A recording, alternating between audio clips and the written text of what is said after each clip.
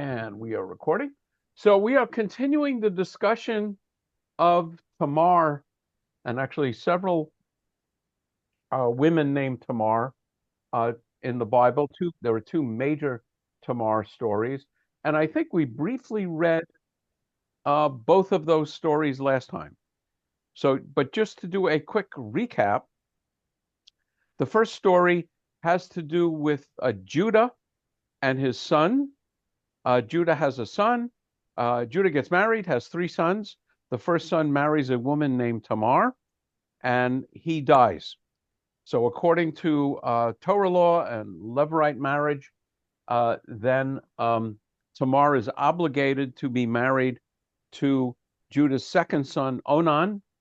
And Judah's second son, Onan, doesn't want to have a child with Tamar because he doesn't want to give up his access to the inheritance. So he withdraws and spills his seed upon the ground. This makes God angry, and so he also dies. And then the third son, and I'm actually having trouble remembering the third son's name. I think is it? I just don't remember. Maybe it's Shelah. I actually can't remember. Anyway, third son. Judah doesn't want to let the third son marry Tamar because Tamar seems to be a a man killer. So so Judah tells Tamar, go back to your your father's house and live there, and don't call me, I'll call you.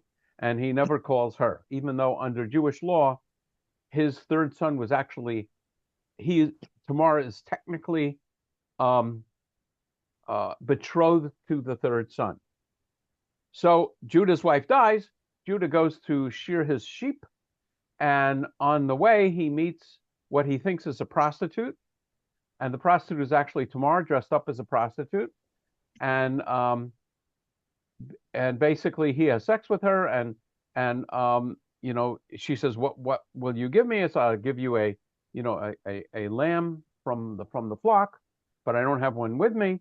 So he gives her his seal and his cord, and then later on he sends his servant to find her, can't find her, and that's pretty much it until he actually finds out a little while later that his daughter-in-law is pregnant. Tamar is pregnant, and because technically, again, this is really a matter of Jewish law, because Tamar was betrothed to the youngest son. Technically, her getting pregnant by anyone other than the youngest son would be an act of adultery. So Judah is upset with this and wants to have her killed. And then she shows up and she shows him his cord and staff and says, whoever owns this is the father of the child. And Judah, recants and says she's in more right than I am. And we'll see what happens to that son. That's going to be an interesting story and where he fits in the genealogy of Messiah. The second Tamar story is in the book of Samuel, probably less well known. In the book of Samuel, Tamar's half brother, Amnon, lusts after her and is obsessed with her, and then schemes to have a plan. I think we'll actually read about it a little bit in the article. Schemes to have a plan to be alone with her and rapes her, and then is sort of, once he has lost his lust, he's disgusted with her and sends her away. And then Tamar's full brother hears about this and exacts his revenge by killing Amnon, and that whole thing sort of destroys the house of David. So there's two very interesting stories about women named Tamar, and the article is we'll get to the article in a second. The article is going to pick up on the two stories, how they in some ways are actually mirror images of each other, and then also how we connect to the name Tamar, which is the Hebrew name for the date palm tree. Rabbi? Yes. Rabbi? Yes. I would like to ask you that none of the articles mention that why did she dressed up and wanted to become a prostitute? Oh, well, she actually wanted to have a child from Judah's family. And the only way she could do that was to trick Judah into having sex with her.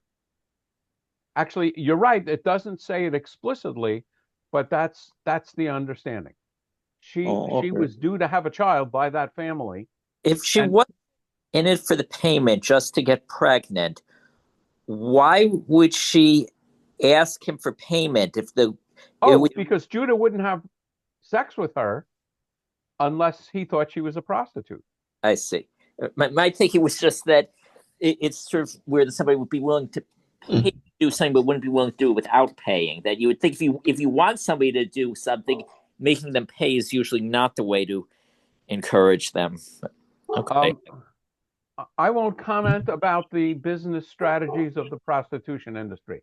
If anyone is more familiar with that particular subject, we can talk about that, but you may want to wait till after we stop recording. Uh, You yeah, think somebody who was more familiar with it would admit to that? yes. Okay. So, any other interesting questions? Okay. All right. Let's share the article. Okay. And Could we mute whoever's dog is barking? I can, if I can see it.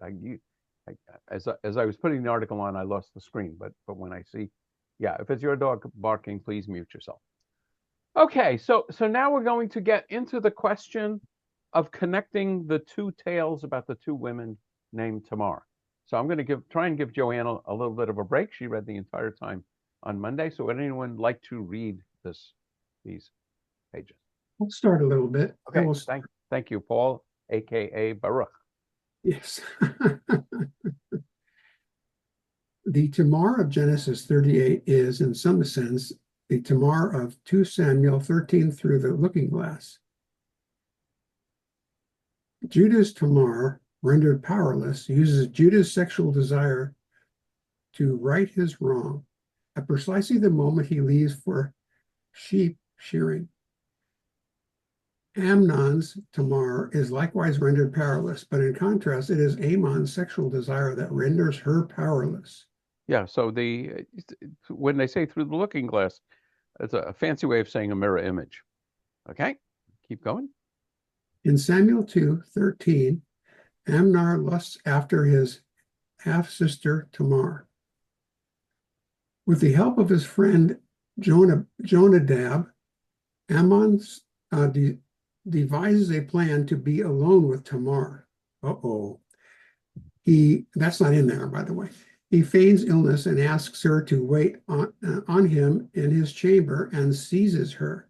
Tamar protests her devaluation in such a distasteful manner and explains to Amnon that the king would allow them to marry.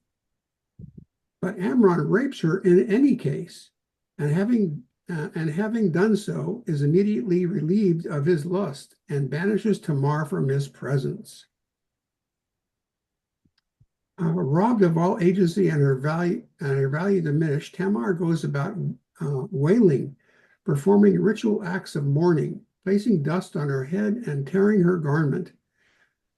Though these performances with brother Absalom come to understand what has happened to her and awaits the time of the sheep shearing to avenge his sister's rape and to take his half-brother's Amron's life in turn. Oh, so there's actually a connection with sheep shearing. These Tamar stories share a number of elements, but one element is more significant than the rest. Both stories are in some way about incest. In 2 Samuel 13, the incest is dangerous, sets two brothers against each other, and serves as a catalyst for the undoing of David's family. In 2 Samuel 13, the story of Tamar's diminishment through sex and the subsequent downfall of David's house functions as a kind of poetic justice for David's destruction of the family of Uriah and Hittite and The his Hittite, sorry. What does it say again? It's Uriah the Hittite. Hittite, okay. And wife Bathsheba. In Genesis 38, in contrast, the incest is redemptive and prevents Judah from mortal obli ob Oblivion. oblivion through the continuation of his name. Yeah, so just to underline this, it's incest in both cases, sheep shearing in both cases. In one case, with David's family, it's sort of the ultimate destruction of David's family. And the David story is fascinating. And I think, as you may have heard me talk about this, David is one of my favorite characters of the Bible. David's is doing fantastic. He kills Goliath. He's succeeding where his predecessor Saul never succeeded. He is just doing amazingly well, and actually, sex does him in. Um, the he There's the whole story of David and Bathsheba, where he sees a married woman, Bathsheba, bathing on a rooftop, and has her brought to the palace, gets her pregnant, tries to lay the paternity on Uriah, can't do it, and ultimately sends Uriah into battle with the instructions that he is to be killed into battle. So David commits both adultery and murder. And that's the downfall, the beginning of the downfall, and then his son, and daughter. You see what's happening in his family. So it's the downfall of the house of David. Is there something genetic in this family that makes them especially unable to control their both violent and sexual impulses? Is there something about what? I'm sorry? They have some sort of a genetic defect that runs in this family that affects that gives them some sort of genetic disease that makes them all unable to control their sexual and violent impulses, or is it just normal behavior? Well, I mean, it's an interesting question. I'll defer to Cheryl on this one, but also Paul. They're both psychologists. And is there something wrong, or is it just good old-fashioned lust? Which I guess, again, what Judaism would say is we have a Yetzer Hara and a Yetzer Tov, and we're supposed to control our lusts. And some people are better at it than others. I don't think there's anything genetic about it, Stephen. You can't go back and do any kind of genetic test on them. You have to sort of think about it first and make an educated guess. I don't think that that they had genetic problems. I think the lust just got a hold of them, and why it did, I don't know. Why it did, I don't know. And how can you overcome the lust with your own behavior? That's one thing to think about. Why couldn't they overcome the lust that they had for one another and do away with that and live? Before I call on Alan, I want to say, Cheryl, do you have any other expert thoughts on this? There has been no discovery of any chromosomal abnormality that accounts for incest or rape. Are there extremely rare brain tumors that cause people to be impulsive? Yes. But as far as court of law is concerned, most people are held accountable for their behavior. And this whole thing of brain imaging and trying to find that there's some abnormality that they shouldn't be held responsible for has proved futile. It just doesn't exist. It's not there. I agree with Paul. It's just not there. Okay, I'll call on Alan and I'll offer a thought. My impression of these kind of stories in the Bible are they obviously intended to reflect the behavior of the people in the community, but like a lot of things, the way we're discussing it from a scientific medical basis is important to me, because it's trying to teach us how we should behave and how to react to bad behavior. Erwin. I think history shows that people who have immense power have these sexual desires, and they act on them. I mean, English family, the king and friends, and even the Habsburg family. It was very, very common. I mean, you don't have to We didn't go. include America. Thank you, Erwin. You don't have to. Yeah. You don't So have to go back to how you call it. And I mean, you know, yeah, power so and lust. yes, Power and I would lust corrupts. yes, and I would just observe in the three cases we were talking about here, which is David and Bathsheba and Judah and Tamar and Amnon and Tamar. With Judah and Tamar, it's not a case of rape. I mean, it's technically incest, but Judah doesn't realize he's committing incest. Judah is going to a zona, a prostitute. He thinks she's a prostitute, and that term appears in the Bible. And I mean, it's not a good term. It means whore. Um, um, but clearly Amnon rapes his half sister, and David's lust overcomes him with regard to Bathsheba. So, yeah, I would tend to agree with Erwin's point, is that men in power seem Yes, to want to extend that power sexually over women. It's not unusual in biblical terms and in history, both ancient and recent. that's right. Ancient and recent is the key. Yeah, and there's even a rabbinic tradition. I think this is the rabbis getting themselves off the hook. What a concept. Where it says the greater the scholar, the greater the tzaddik, the greater his yetzer hara, which I would say his his id, his desire for Yes. things. So it's sort of the rabbis, I think, are sort of understanding that when they get in power, they also want to accumulate stuff. And but it also points out that you need to be able to control it. It's a whole other interesting discussion. Okay, Yeah. let's read. Paul, do you want to continue with Tamar the Sure. date palm? Tamar the date palm. How does the use of a character named Tamar connect these stories? This will be a good one. This connection, I believe, is not simply the appearance of character named Tamar, named after the date palm. Rather, the connection can be found in a Tamar character who behaves like the date palm. The date palm, Phoenix, whatever that name is, would have littered the landscape of ancient Israel with Judah, as it still does today. Wait, Scholars stop for a have put second. in Stop for a second. presence of Stop for a his. second. I just Yeah, want to show sure, you a picture of date sure. palms. Okay. Okay, you can see this, I presume? Yes, I can. Yep, so here are pictures of date palms in Qatar.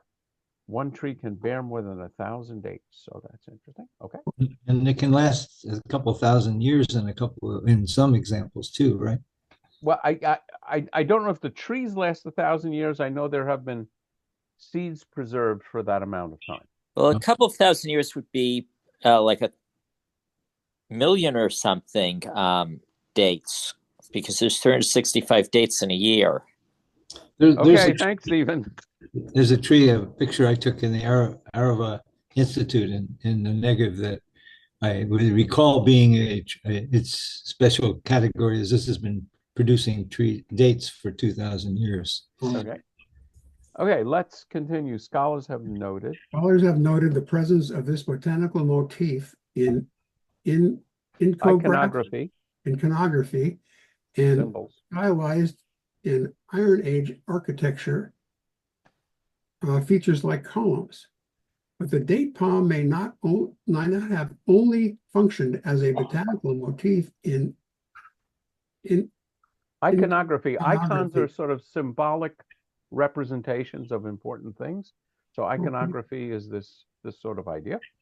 Okay. As we will see shortly, this motif seems to extend to the construction of legendary characters as well.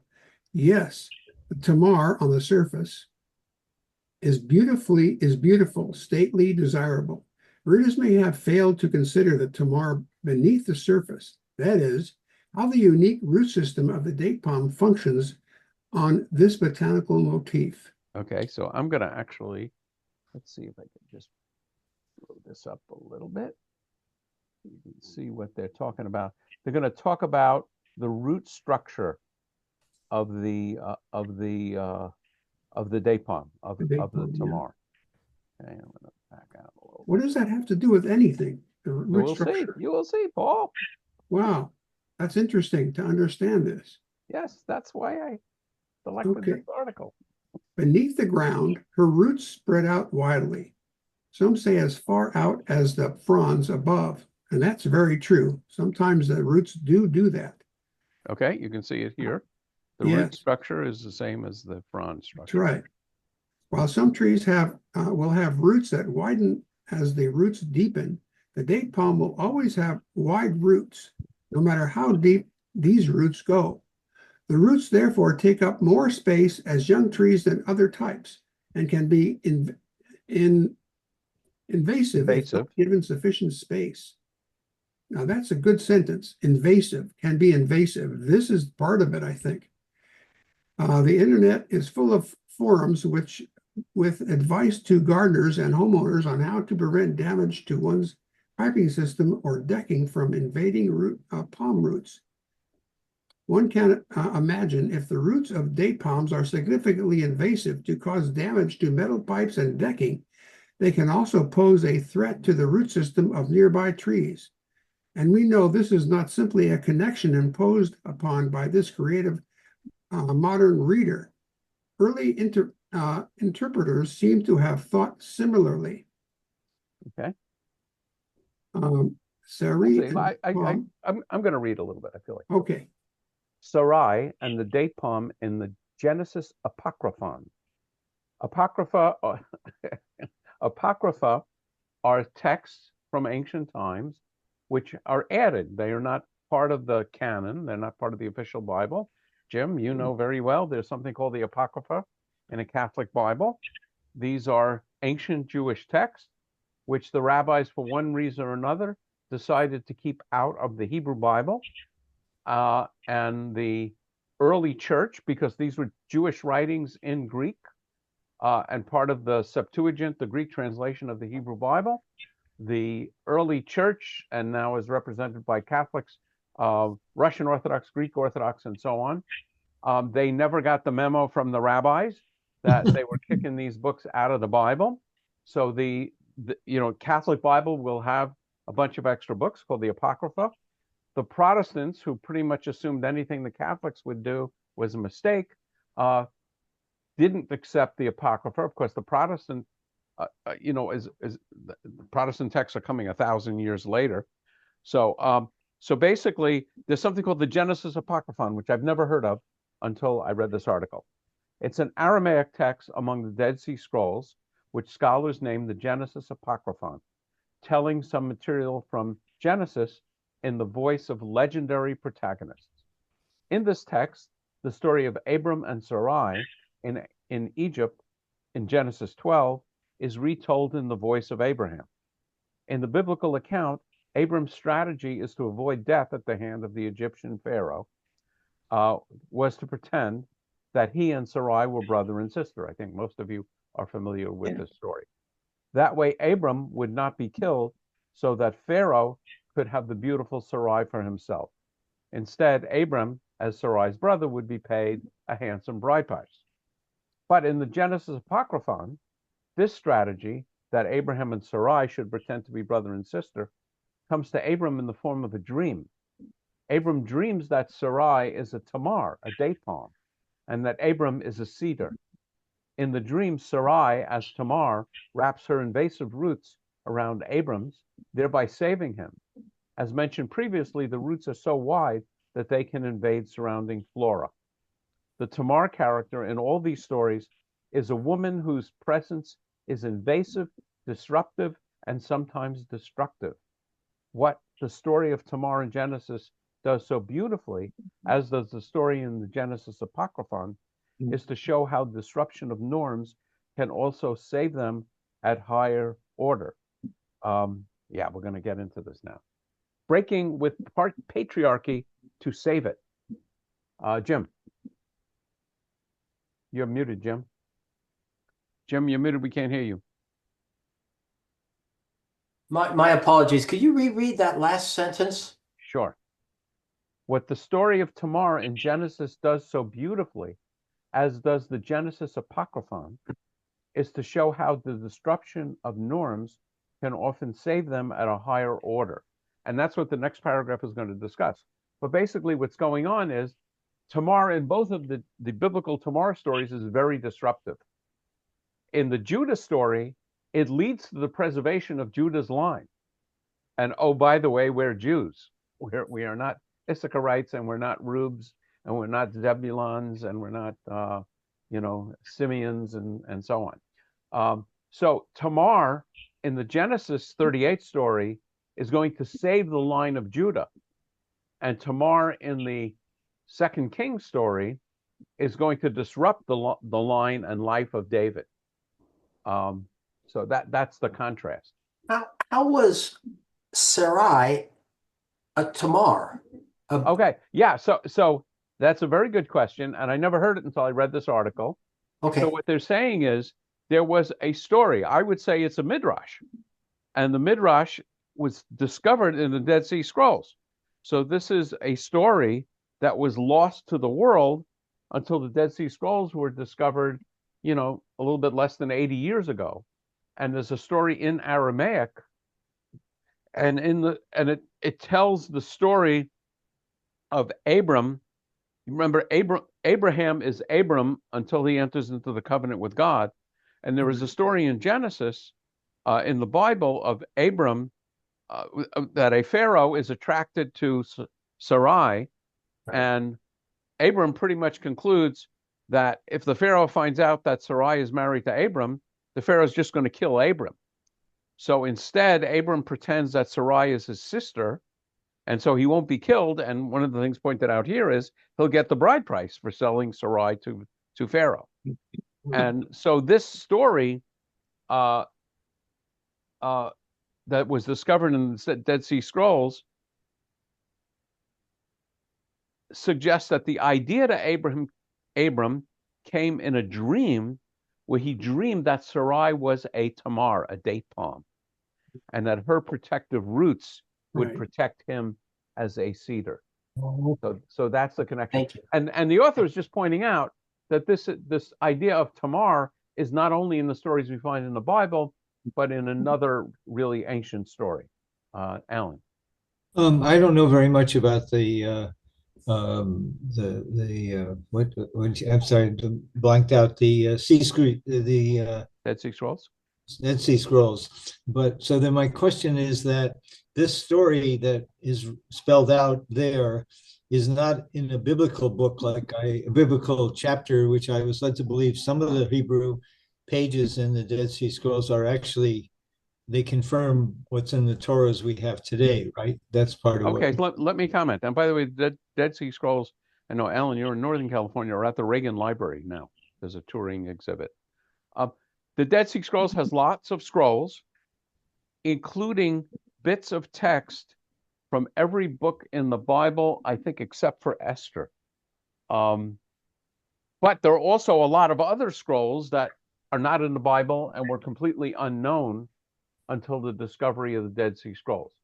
So for the one that I just remember is the story about the battle of the sons of darkness versus the sons of light. But the Abram Sarai stuff that you just went through is an example of the not in the Bible, but is in the Dead Sea Scrolls. Yes, yeah. So it's another, for purposes of this article, it's another example of the significance of the Tamar. And of the Dead Sea Scrolls. in a story in this Dead Sea Scroll. You're stimulating my curiosity to take a class on that. Thank you. Oh, good. That's why I'm. But Rabbi, if you want me to read a little bit, I'm okay. Okay, why don't you read with breaking the patriarchy to save it? All right. The episode in Genesis 38 is ultimately not about Tamar, but about Judah and his line. Judah is the son of Jacob and the eponymous ancestor of the tribe and kingdom of Judah. But with this fact, one cannot simply dismiss this racy and perhaps troubling episode as somehow marginal to the story of Israel. This is the story of the survival of Judah's line, as we learn in the birth of Perez that concludes the story, and certainly as early interpreters would have understood it. The genealogy concluding the book of Ruth picks up where Genesis 38 leaves off. So But basically what's going on here, yeah, okay, we'll read in Genesis 38, and then we're going to read Ruth, and then we're going to read Matthew eventually. But just then he drew back his hand, and out came his brother, and she said, "What a breach you have made for yourself." So he was named Perez. So basically what's going on is Tamar is, I think, has twins, and one hand comes out and then goes back, and I presume when they say breech here, they're talking about a breech birth in the medical sense, which is feet first, and baby has to be turned. So, and the word for breech is Perez. So that's why the child was named Perez. And then in the book of Ruth, much later, we have the children of Perez. This is the line of Perez. Perez begot Hezron. Hezron begot Ram. Ram begot Aminadab. Aminadab begot Nahshon. Nahshon begot Salmon. Salmon begot Boaz. Boaz begot Obed. Obed begot Jesse, and Jesse begot David. Okay, so that's the genealogy from Perez down to David. And I just want to point out a name that you may not know is Nachshon ben Aminadab.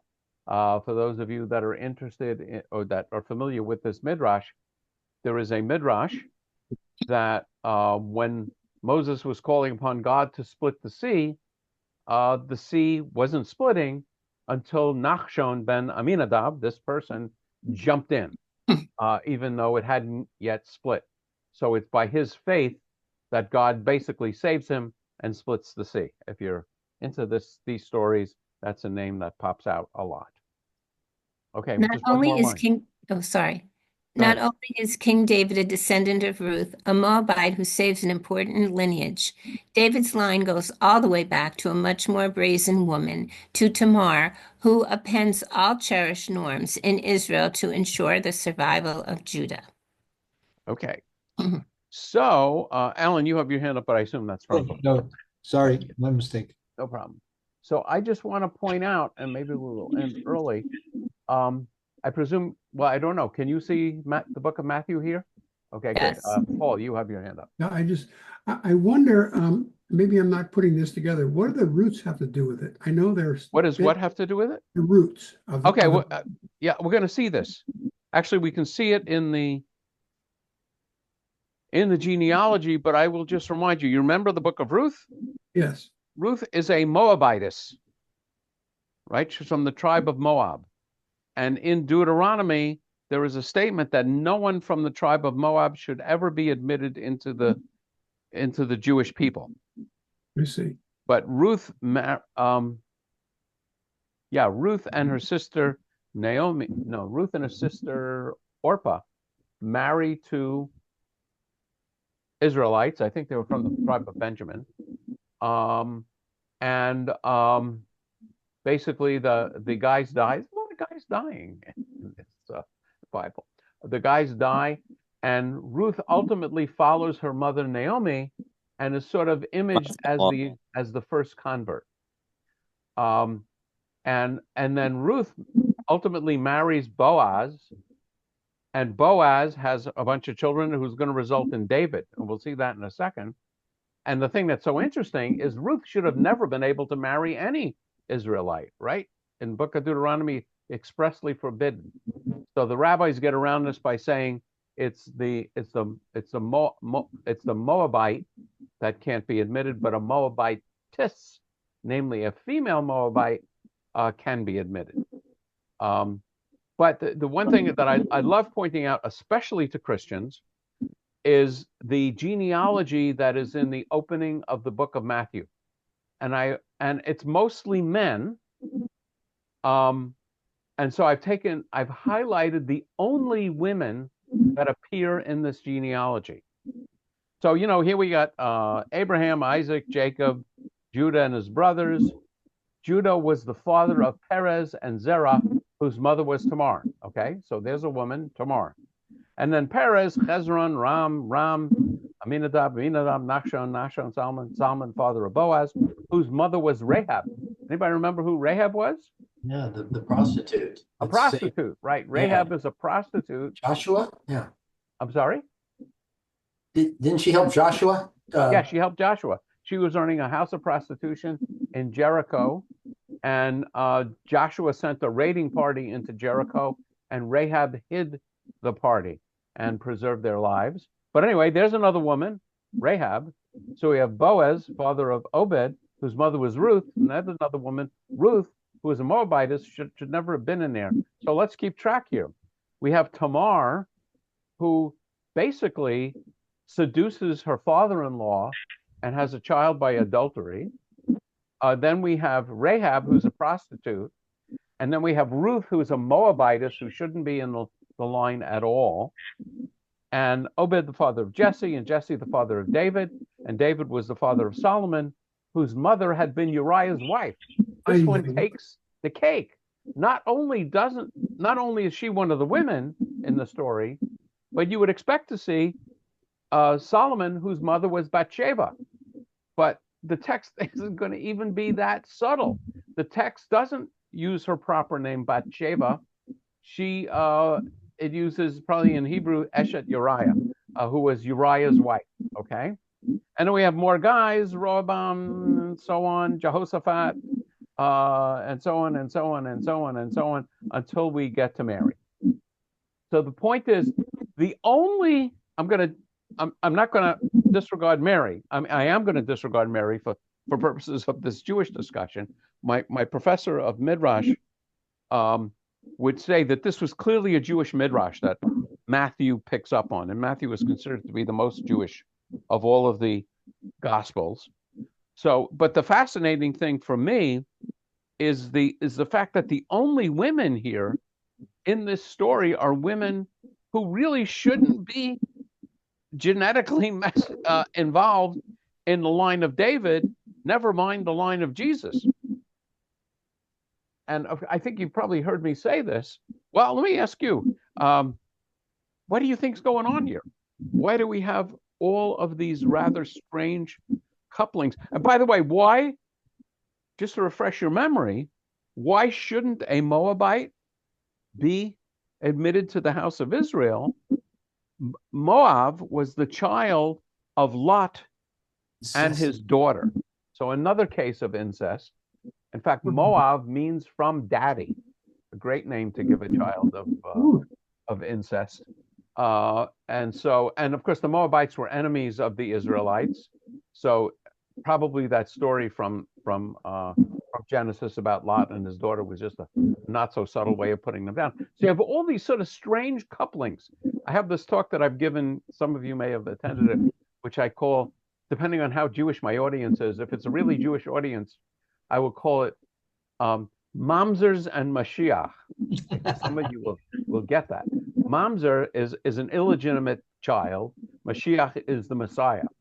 So Mamzers and Mashiach elicit sex in the Bible and the genealogy of the Messiah, which is pretty strange. And I don't remember if I've ever raised the question with you folks. Why do you think this is? If there is a purpose behind this, if there's a lesson to be drawn from this, I'm gonna stop sharing. We can come back to it if there's interest. If there's a lesson to be drawn from this rather strange inclusion of women in the text, what would you say it might be? Any thoughts? Well, I suppose it's the same lesson as from Monica Lewinsky, which is if a woman wants to be famous, being associated sexually with a famous man is one way to go about it. Yeah, I don't think the authors of the Bible had fame of women in mind. But okay, any other thoughts? I have to wonder Jim. if that has anything to do with the roots of that date palm. Paul, say again.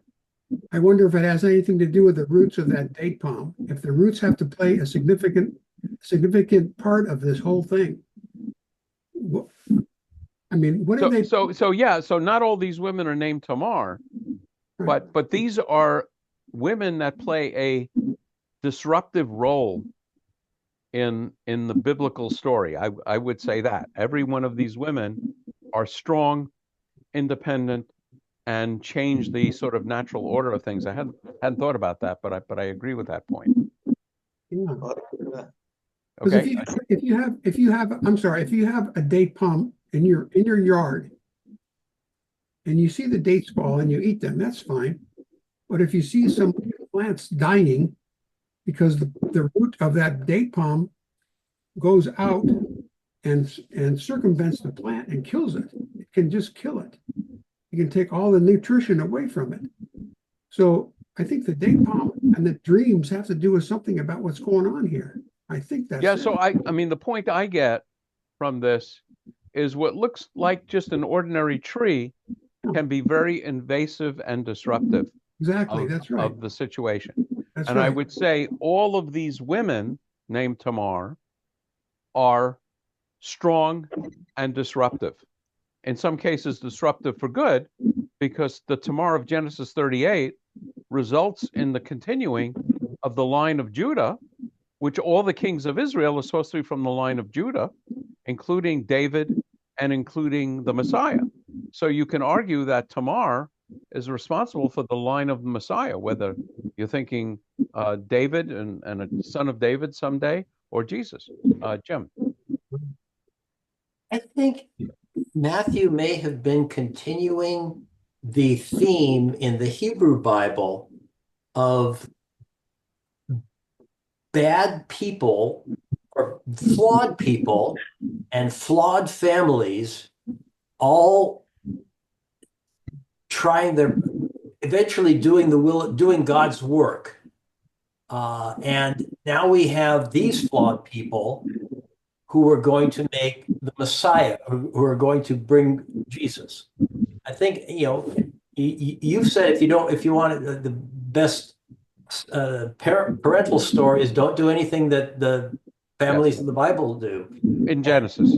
But yeah, so God can use these flawed people, and I think Matthew is continuing that theme. Okay, I like that, and I'll Very comment on good. that. Anybody Good else point. have any Good point. other thoughts? Rabbi, the Yeah. the woman in Jericho, Rahab, when yes. you know she wasn't disruptive and was no sexual innuendos. She just saved the Israelites. So Well, she she wasn't a pottery maker, Erwin. no. I understand that, but when she saved the soldiers Right. to escape, it was no sexual innuendo involved in it. She was doing good. We would presume, although there were no cameras involved with what those guys did while Rahab I was mean, hiding them in her house. she threw the rope down the window so they could escape. Yes, That's a red, and it's not even a rope down the window. I mean, I don't remember the story explicitly, but I do remember the idea that somehow the word got back that the house that the men were hiding in, there was a red ribbon or a red thread tied on the house, and that would be protective. And in Jewish superstition, there is this idea of tying a red ribbon on the crib of a baby, that it's supposed to be protective. I think it's supposed to protect against the Lilith. So yes, you're right. But clearly, she was a sexually charged, disruptive force. She disrupted the killing of Joshua. So yeah. So actually, anybody else have a thought? I would say my own thought follows very much Jim's, but I would state it differently. I would state it in more Jewish terms, that in fact the redemption, the Messiah, will come from families that are just as crazy as yours and mine. Oh, wow. And it's funny, I wouldn't think of it that God is using them deliberately, but I'm absolutely open to that way of looking at it. So that's my take on this.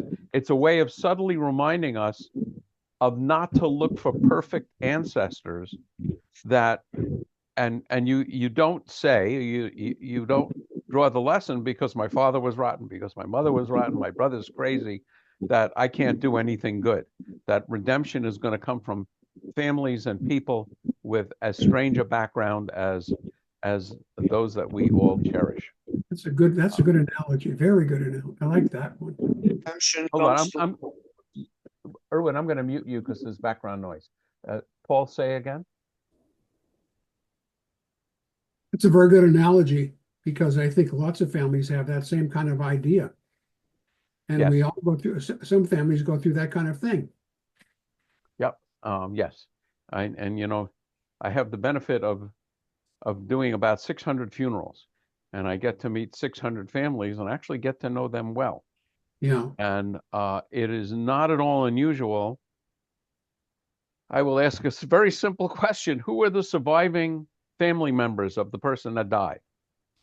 And so they'll list, you know, a daughter and a son. And I will ask, are there any other children? And the family members will look at each other and they're not quite sure what to say because there's another child, but we don't like to talk about him.